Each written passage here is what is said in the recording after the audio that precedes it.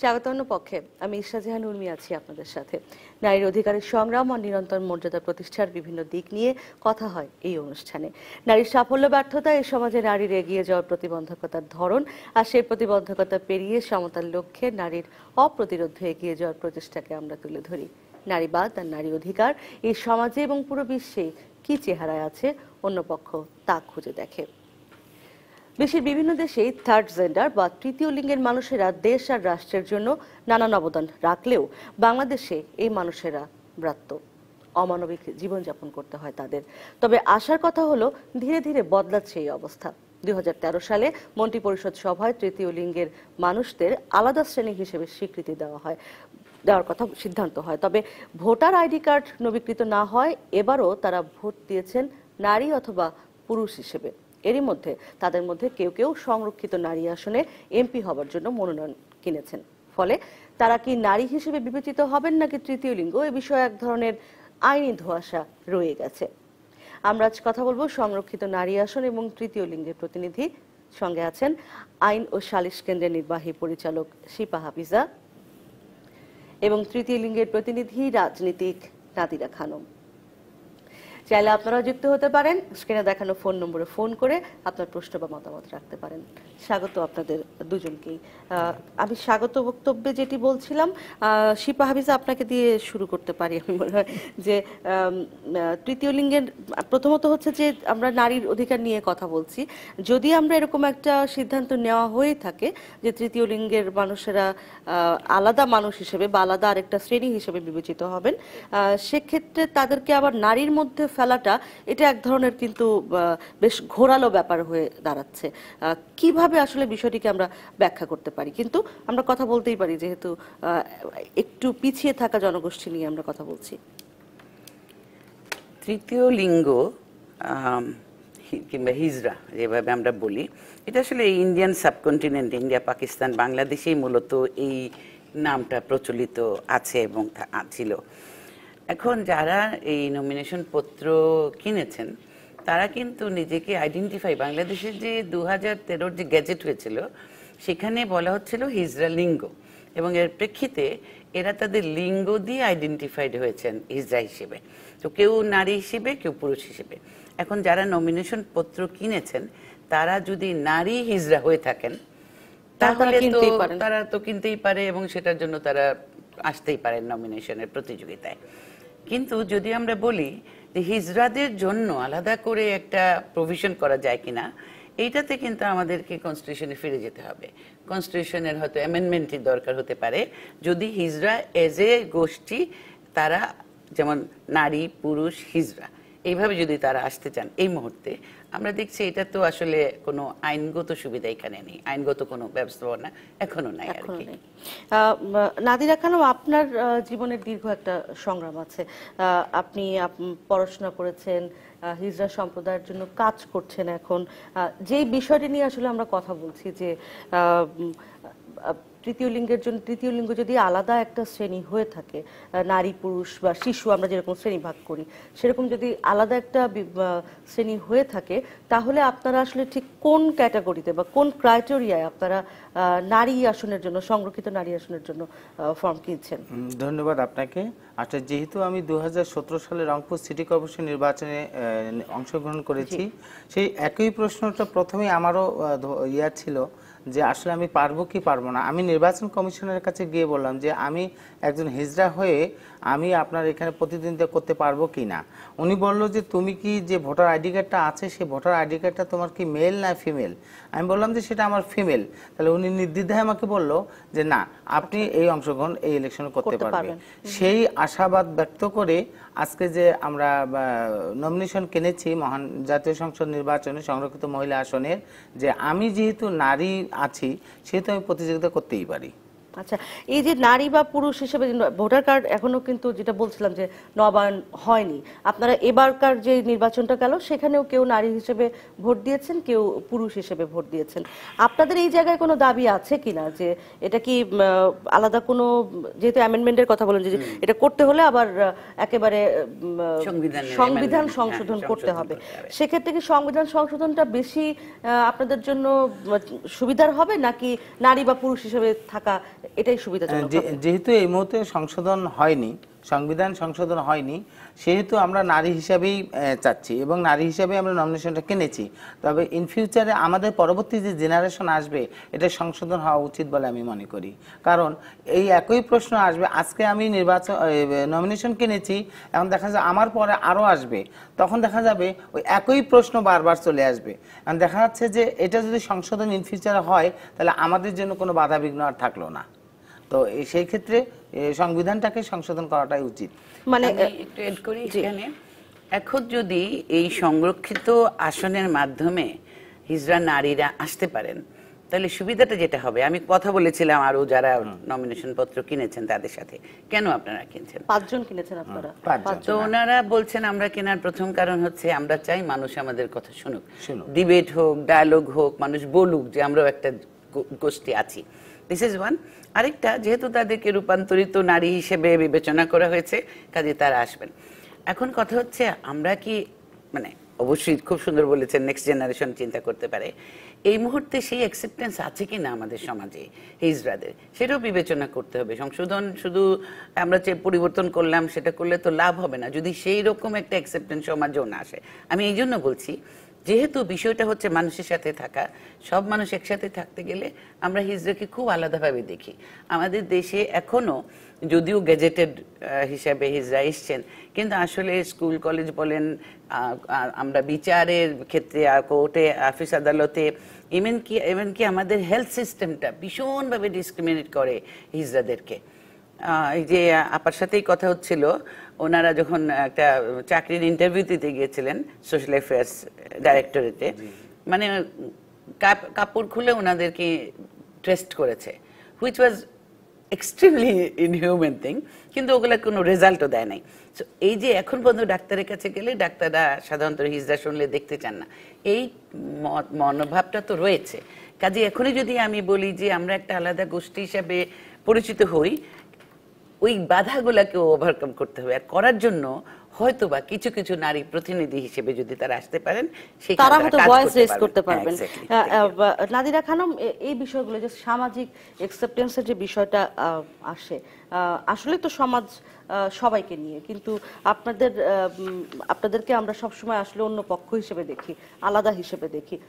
এই যে আলাদা হিসেবে দেখাটা, আপনার ইন্টারভিউ আমি পড়ছিলাম, আপনি বলেছেন যে আমরা এই জন্যই নমিনেশন কিনেছি এবং এই জন্যই ইলেকশন করতে চাই বা সংসদে যেতে চাই, যাতে আমাদের কথা লোকে শোনে, আমরা মূল ধারায় যাতে সম্পৃক্ত হতে পারি। এখানে আবার এক ধরনের কারোর এক ধরনের কমপ্লেইন আছে যে তাদেরকে যদি আপনি আলাদা করে আলাদা একটা শ্রেণী হিসেবে বিবেচনা করবেনই, তাহলে নারী বা পুরুষ বলা তো তাদের জন্য আবার অপমানজনক। আপনি আসলে কি মনে করেন? আসলে সেটা নারী এবং পুরুষ, যেহেতু আমাদেরকে একটা ঘোষিত করেছে 2013 সালে বাংলাদেশ সরকার, গেজেট একটা প্রকাশ হয়েছে, সেহেতু থার্ড হিজড়া লিঙ্গ হিসেবে এটা গেজেট প্রকাশ করেছে। ফার্স্ট টাইমে যদি হিজড়া লিঙ্গ হিসেবে আমাদেরকে গেজেট করেছে, আমরা চাই যে সেটাকে জেনে এমন একটা গেজেট, এটা তার গেজেট না যে 2-4-5 বছর পর আবার চেঞ্জ হয়ে যাবে, এটাকে এমনভাবে একটা সংবিধানে সম্পৃক্ত করা উচিত যে সেটা যেন অপমানজনক বা ঘৃণা এই জাতীয় যেন না হয় আমাদের। আর এই যে সামাজিক যে বাধাগুলো আপনারা পার হন, কিভাবে আসলে আমরা এটা নিয়ে একটু আলোচনা করতে চাই যে কিভাবে এর থেকে বের হয়ে আসা যায় বা কি কি প্রতিবন্ধকতা আসলে আপনারা ফেস করেন? আসলে দেখেন যে আমাদের সামাজিকতার যে বাধাগুলি, এগুলো তো আছেই, আপনারা বুঝতেই পারছেন কি ধরনের বাস্তবে আপনারা দেখতেছেন। যেমন দেখা যাচ্ছে যে ঢাকা শহরে কিছুদিন আগে দেখছেন যে একজন ব্লগার একটা হিজড়া ধরেছে। হ্যাঁ, এখন দেখা যাচ্ছে যে ওখানে তো সাধারণ মানুষও ছিল না, একটা ব্লগার খুন হচ্ছিল, কিন্তু ওখানে তো একটা সাধারণ মানুষও ছিল, তারা কিন্তু আসেনি।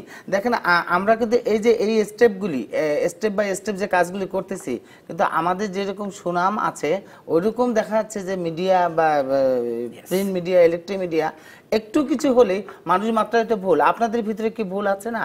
আপনারাও তো ভুল করেন। দেখা যায় যে আমরা একটু ভুল করলেই সেটাকে বেশি হাইলাইটস করে, সেটা বেশি হাইলাইট করে। তারপরেও যেটা আমাদের সমাজ বাদে যে আজ থেকে 5 বছর আগে আমি কল্পনাও করতে পারিনি ডিবিসিতে এসে এইভাবে আমি করব, এটা আমার কল্পনার বাইরে ছিল।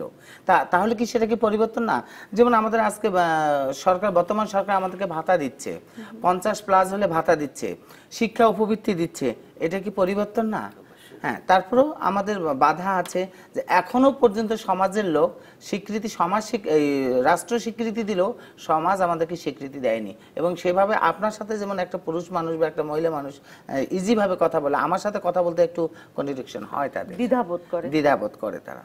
প্রতিবন্ধকতার কথা আপনার কাছে একটু জানতে চাইবো যে হ্যাঁ, এই সরকারের একটা ভালো উদ্যোগ যে মানে বর্তমান সরকার মানে গত টার্মেও যখন ছিলেন অনেক প্রান্তিক বিষয় উঠে এসেছে, শুধু হিজড়া কেন, বেদের সম্প্রদায় বা দলিত সম্প্রদায়, এরকম অনেকগুলো যেগুলো হয়তো আমাদের গণমাধ্যমেরও দৃষ্টির বাইরে থেকে গিয়েছিল, সেই জনগোষ্ঠীর কথা কিন্তু সরকার ভেবেছে। এটা অবশ্যই একটা মানে ইতিবাচক দিক, সেই জায়গাগুলো যদি একটু তুলে ধরেন। আমরা প্রথমে তো আমরা বিস্মিত হয়েছি যখন বাজেটে আমরা সবাই অতি দরিদ্র নিয়ে কথা বলছিলাম, কিন্তু বাজেটে এসেছে অতি দরিদ্র শুধু না, সেটা তো আছেই, দলিত, এই যে হিজড়া, এই বিষয়টা আসলে একটা অনেক বড় মানে সম্মানজনক কাজ যেটা আমাদের সরকার করেছেন। এবং এরপর থেকে যেটা আমি জানি 2009-এ যখন আমরা ইউনিভার্সাল পিরিয়ডিক রিপোর্টের আলাপ হচ্ছিল আর এই ব্যাপারে কিছু রিকমেন্ডেশন আসছিল বিভিন্ন দেশ থেকে, তখন এটা বলা হচ্ছিল এটা আউট অফ কোয়েশ্চেন, এগুলো আমাদের কথা বলতেই হবে না। আজকে এসে আমরা কিন্তু অ্যান্টি ডিসক্রিমিনেটরি ল ড্রাফট করছি। কিছুদিন আগেই মন্ত্রী মহোদয় বলেছেন এটা এই প্রথম ইয়েতেই সেশনে হয়তো ওনারা ওটা পেশ করবেন। অ্যান্টি ডিসক্রিমিনেটরি ল মোস্টলি মানে বেশিরভাগে ওটা কথা বলছে দলিতদের অধিকার নিয়ে, কিন্তু এখানে হিজড়াদের অধিকার নিয়েও কথা বলা আছে। আমরা এখনো খুবই আশাবাদী যে এই আইনটা যদি হয়, আর এই আইনটা হবার আগে আরেকবার যদি সিভিল সোসাইটি জানতে পারে যে আমরা যা চেয়েছিলাম সেগুলো আসছে কিনা, এবং এই আইনটা যখন হবে তখন নিশ্চয়ই আমাদের জন্য আরেকটা বিরাট একটা দ্বার উন্মোচন হবে। অনেক ডিসক্রিমিনেশন আছে, এটা যেমন সত্য, একইভাবে এটাও সত্য এই যে আমাদের নাদিরা আপার মতন মানুষও কিন্তু এগিয়ে এসছেন। বিস্ময়কর ব্যাপার, কারণ আমরা জানি আমাদের স্কুলে আমরা কখনো হিজড়া দেখিনি, যদি কেউ থাকতো হিজড়া সে নিশ্চয়ই কখনো নাম গোপন করেই গেছে। আমরা এখনো অফিস আদালতে কিন্তু আসলে খুব যে পাই তা না।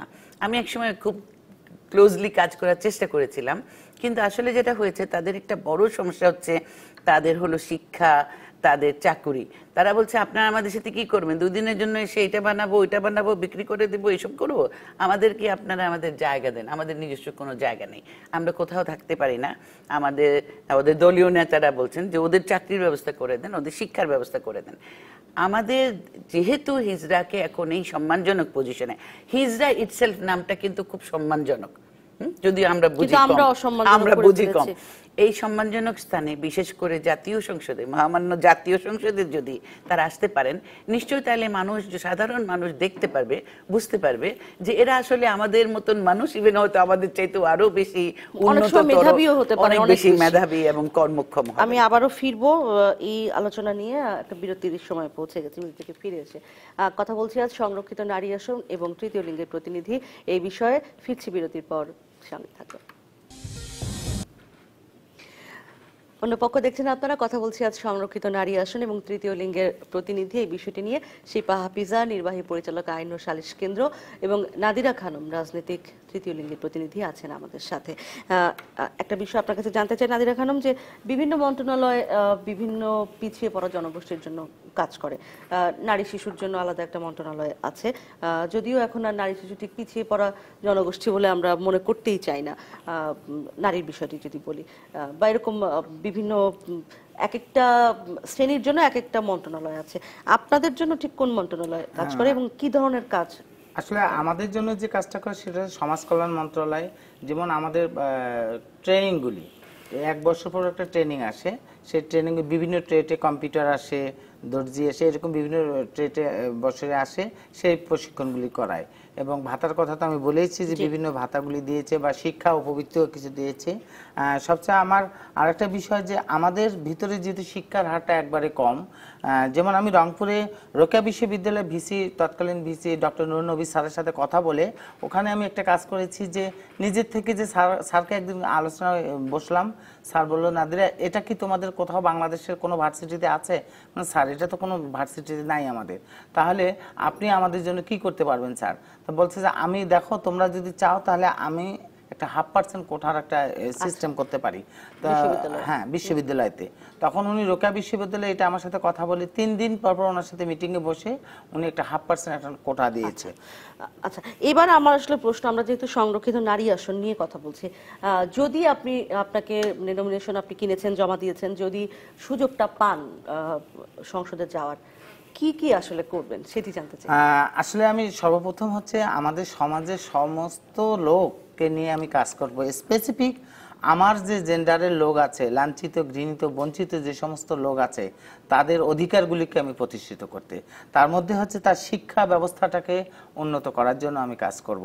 এবং তারা যে একটা নিশ্চিত একটা আইন, এখন তো আমরা আইনের ভিতরে নাই, আইনের বাইরে আমরা, সবারই ক্ষেত্রে একটা আইন আছে কিন্তু আমাদের ক্ষেত্রে কোনো আইন নাই। সেটা স্পেসিফিক একটা আইন হওয়া উচিত আমাদের। হ্যাঁ, সে আইনটাকে যিনি প্রতিষ্ঠিত হয় এবং সমাজে যারা আমরা আছি তারা যেন আমরা তাদের আওতাভুক্ত হয়ে আমরা কাজ করতে পারি, তার জন্য স্বাভাবিক মানুষের জন্য মূল স্রোতধারা আসতে পারি আমরা। আইনের কথা উনি বলছিলেন এবং আপনিও বলেছেন যে আলাদা করে হিজড়া সম্প্রদায়কে যদি একটা সম্প্রদায় হিসেবে দেখতে হয় তাহলে সেখানে অ্যামেন্ডমেন্টের একটা প্রশ্ন উঠবে বা ওঠে। কতখানি আসলে আমরা আশা করতে পারি যে এই অ্যামেন্ডমেন্টটা হবে এবং আসলে হওয়া দরকার বলে আপনি মনে করেন কিনা? আমি মনে করি এই সময় একটা লিগ্যাল ফ্রেমওয়ার্ক হওয়া উচিত শুরুতে, যেখানে এই যে প্রপার্টি রাইট, হিজড়াদের প্রপার্টি রাইট নাই, হিজড়াদের এডুকেশন, এগুলো আসলে রাইটস হিসেবে গণ্য হয় না। তো একটা ফ্রেমওয়ার্ক থাকা উচিত যে ওনারা কি জিনিসগুলো ওনাদের অধিকার হিসেবে পাবেন, আর যাতে কেউ এটা ডিনাই করলে এটা ওনারা কন্টেস্ট করতে পারবেন। আরেকটা ব্যাপার, আগের আলাপে যে আসছিল যে অনেক রকম অন্যায় অত্যাচার ওদের উপরে হয়, তার মধ্যে একটা বিরাট যে ব্যাপারটা হয়, আমাদের আইন শৃঙ্খলা রক্ষাকারীর মাধ্যমে এরা অনেক বেশি ধর্ষিত হন, অনেকভাবে এবিউজড হন। কিন্তু হিজড়ারা আবার ওই যে ধর্ষণ, কি বলে, রেপ ক্রাইম ল বলে কিছু নাই এখানে। ওনারা যদি লিঙ্গটা তাদের নির্ধারিত নয়, ফলে কেস বলে যে এদের তো ধর্ষণ করা সম্ভব না। আমার কাছে মনে হয় এইগুলো প্রথমে বাস্তবায়ন করা উচিত, এবং যখন সময় আসবে, যখন আরো অনেকে এগিয়ে আসবেন, 5 জন এসেছেন, ওরকম তো আরো পুরুষ নারী সব নিয়ে, হিজড়া পুরুষ নারী এগিয়ে আসলে তখন হয়তো আমরা ওই সংবিধান সংশোধন নিয়ে আলাপ করতে পারি। মেবি এটা এখনই খুব ওরকম এই জায়গাটা নিয়ে বোধহয় আলোচনা করাটা খুবই জরুরি, যে অ্যাবিউজের শিকার হন এবং তাদের সম্প্রদায়ে ভুক্ত মানুষও যেরকম করেন এবং বাইরের আইন শৃঙ্খলা বাহিনী বলছেন আপনি প্রত্যেকেই সুযোগ পেলেই তাদেরকে অ্যাবিউজ করেন। আমরা এইভাবেও দেখেছি যে এরা যখন কোথাও চাকরি টাকরি কিংবা কোনো একটা সংস্থার সাথে তারা জড়িত থাকেন, সেখানে অনেক অ্যাবিউজের শিকার হয়। যদি ওই সংস্থাগুলো বলেন যে আমরা ওদের জন্যই আছি, এখানে অনেক রকমের, যেমন তারা বলেন ওদের রুমে, ওদের টেবিলের পাশে আমাদের দাঁড়াতে দেয় না, ওরা যে চেয়ারে বসে ওগুলোতে বসতে, এরকম অনেক কিছু আছে। মানে এত স্যাটেল ডিসক্রিমিনেশন গুলো আছে, এইগুলো নিয়ে আমাদের কথা বলা অনেক দরকার। যৌন নিপীড়নের কথা যদি একটু আমরা আসি, মানে আপনারা যদি সংসদে যান, এই বিষয়গুলো আসলে উঠে আসবে কিনা? মানে আপনাদের উপর তো যথেষ্ট পরিমাণ, মানে নারী যেরকম যৌন নিপীড়নের শিকার হয়, আপনারাও নানান রকম ভাবে যৌন নিপীড়নের শিকার হন। সেগুলো নিয়ে আসলে কথা বলাটা কি সংসদে, মানে আমরা যেটি শিপাভিজা প্রথমেই বলেছিলেন যে আমাদের সোশ্যাল অ্যাকসেপ্টেন্স বা সমাজ কিভাবে নেয়, কিভাবে দেখে, সেটা দেখাটা খুব জরুরি। আপনারা কি এই বিষয়গুলো তুলে ধরবেন কিনা? মানে আপনি যেগুলো বলেছেন খুব মোটা জায়গায় কয়েকটি কথা, মূল স্রোতে আসা, শিক্ষা, স্বাস্থ্য ইত্যাদি ইত্যাদি, কিন্তু এই যে মানে খুবই সেনসিটিভ যে বিষয়গুলো, স্পর্শকাতর ব্যাপারগুলো, এগুলো আপনারা সংসদে তুলে ধরবেন কিনা? অবশ্যই সেটা সংসদে আমরা তুলে ধরবো, কারণ একটা মেয়ে যেরকম নির্যাতিত নিপীড়িত হয় আমরা বলতে পারি না, আমাদের কথাগুলো ফুটে ওঠে না, কিন্তু একটা মেয়ে যখন নির্যাতিত হয় তার কথা ঠিকই পেপার ইয়েতে আসে, কিন্তু আমরাও কিন্তু সেম ওইরকমই নির্যাতিত হই। যারা আমাদের রক্ষক তারাই যদি ভক্ষক হয়, তাহলে কার উপর আমরা ডিপেন্ড করব? এবং প্রতিনিয়ত দেখা যাচ্ছে, আমি রংপুরে দেখা যাচ্ছে, রংপুর বিভাগে দেখা যায় যে বিভিন্নখান থেকে আমার কাছে ফোন আসে যে এই হচ্ছে সেই হচ্ছে, বিভিন্নখান থেকে। আমি নাদিরা রংপুর বিভাগে কতজন কাকে আমি কন্ট্রোল করব। তারপর আমি চেষ্টা করি যে যাতে জানি ইয়েটা বেশি না বাড়ে। আচ্ছা, আপনি মানে আপনাকে আমরা জানি আপনি রংপুর সিটি কর্পোরেশন ইলেকশন করেছেন, আপনার একটা দীর্ঘদিনের সংগ্রাম আছে, আপনি একটা গোষ্ঠীকে চেষ্টা করছেন মূল স্রোতধারায় আনতে। মানে কি কি উদ্যোগ আসলে নিয়েছেন, আর কারা আছেন আপনার সাথে? মানে বেশিরভাগ আপনার মতো তো আমরা খুব একটা পাই না কাউকে, আমি এই জন্যই বলছি।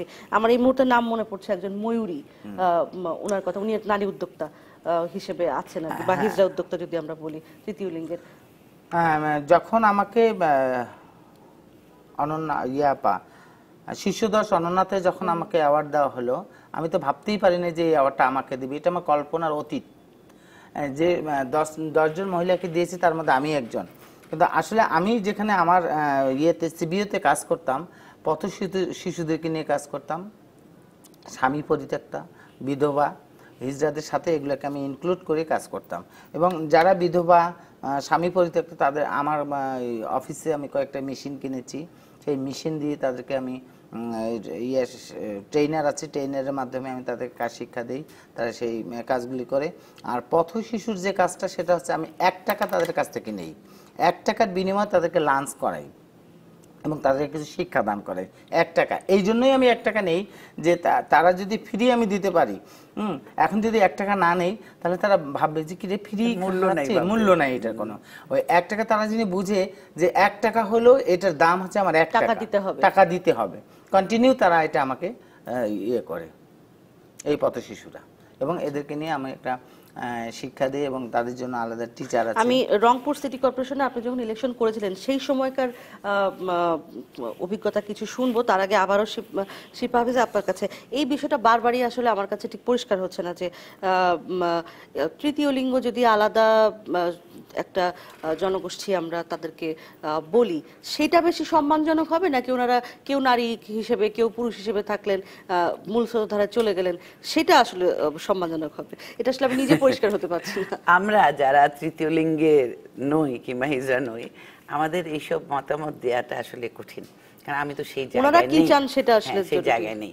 কাজে প্রথম কথা হচ্ছে এইসব ব্যাপারে, এই জন্য হয়তো বা কেউ যদি সংসদে আসেন সহজ হয় যে এইসব ব্যাপারে আলোচনার সূত্র তৈরি করা, এইসব ব্যাপারে তাদেরকে জিজ্ঞেস করা ওরা আসলে কিভাবে নিজেকে মোর সেফ, সিকিউর অ্যান্ড ডিগনিফাইড মনে করছে। যে ওনারা নারী পুরুষ হয়ে এখন যেভাবে আছেন ওটাই সহজ, নাকি ওনারা কনস্টিটিউশনাল অ্যামেন্ডমেন্টের মাধ্যমে হিজড়া হিসেবে একটা আলাদা গোষ্ঠী হিসেবে আসবেন। আমি যেভাবে চিন্তা করি যে একটা মানুষকে আপনি বিপদে না ফেলা আর কি, একটা ভালো করতে গিয়ে আরো অধিক বিপদ, ডু নো হার্ম। তো আমরা হয়তো বললাম যে হিজড়ারা আলাদাভাবে আসুক, তারপরে দেখা গেল ইলেকশনের মাঠে কোনো হিজড়াকে কেউ ভোট দেয় না, উনি কিন্তু অনেক ভোট পেয়েছেন। এটাও আমার ভুল এক্সাম্পশন হতে পারে, উনি তো একদম খুব স্বল্প ভোটের জন্য উনি আসতে পারেন নাই। কাজেই ওনারাই বলতে পারবে আসলে ওনারা কি চায়। একটা বড় গোষ্ঠী কিন্তু আছে একদম আড়ালে। আমি যখন দেখতে চাই, আমাদের সরকারি হিসেবে বোধহয় 15,000-এর মতন হিজড়া আছে বলে একটা জায়গায় দেখলাম, কিন্তু ওনার সাথে কথা বললে উনি বলবেন না আমরা তো কয়েক লাখ আছি। কাজে আমাদের কোনো ডিসিশন বলা, ইভেন কমেন্টস করাও আমি খুব সাবধান হতে চাই এইসব ব্যাপারে, কারণ আমি খুব কম জানি এই বিষয়টা এখনো।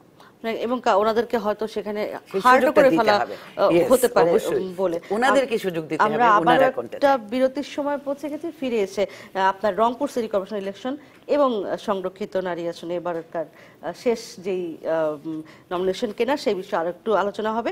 একটা বিরতি নিচ্ছি অন্য পক্ষে, আপনারা দেখছেন অন্য পক্ষ। আজ সংরক্ষিত নারী আসন এবং তৃতীয় লিঙ্গের প্রতিনিধি নিয়ে কথা হচ্ছে। থাকুন আমাদের সাথে, বিরতির পর ফিরছি। বিরতির পর আবারও স্বাগত অন্য পক্ষে। কথা বলছি আজ সংরক্ষিত নারী আসন এবং তৃতীয় লিঙ্গের প্রতিনিধিত্ব। সঙ্গে আছেন আইন ও সালিশ কেন্দ্রের নির্বাহী পরিচালক শিপা হাফিজা এবং তৃতীয় লিঙ্গের প্রতিনিধি রাজনীতিক নাদিরা খানম। নাদিরা খানম, রংপুর সিটি কর্পোরেশন ইলেকশনের অভিজ্ঞতা আপনি একটু বর্ণনা করতে চাইছিলেন, সেই সাথে আমি জানতেই চাইবো যে এই যে নমিনেশন পেপার কিনলেন, কতখানি আশাবাদী যে এবার আপনারা পাবেন অথবা সংসদে যেতে পারবেন? আমি 100% আশাবাদী, কারণ আমি প্রিভিয়াস যে ইলেকশন করেছিলাম সেখান থেকে আমার অভিজ্ঞতা আছে যে যদি আমি নমিনেশন পেপার কিনি তো অবশ্যই আমি মহান সংসদে আমি যাওয়ার আমার আশাবাদী। সেই অভিজ্ঞতাটা যেটা আপনি বলছিলেন যে রংপুর সিটি কর্পোরেশন মাত্র 57 ভোটে আপনি হেরেছিলেন, সেই রংপুর সিটি কর্পোরেশনে যখন আমি ইলেকশন হলো, তখন রেজাল্ট যখন ঘোষণা হলো তখন তো 57 ভোটে তারা রেজাল্ট আউট করেই দিল।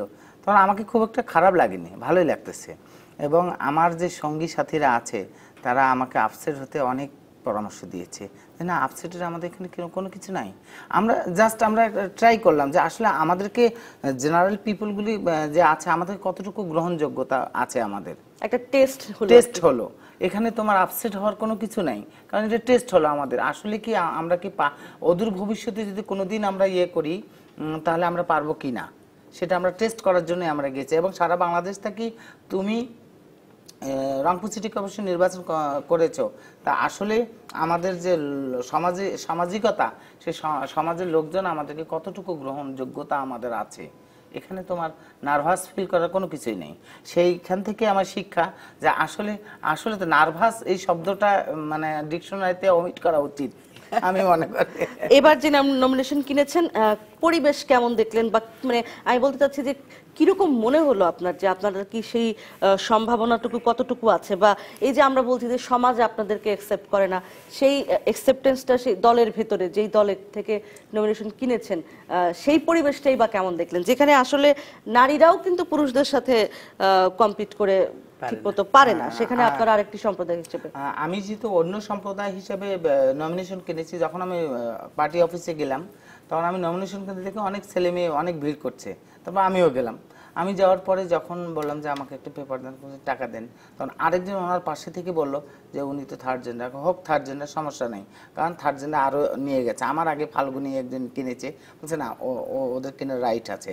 যখন এই কথাটা বললো তখন আমার কাছে খুব ভালো লাগলো, কারণ আমি ভাবছিলাম যে আমাকে মনে হয় এই মহান সংসদের নমিনেশন পেপার দিবে না, এটা আমার পার্সোনাল ওপিনিয়ন।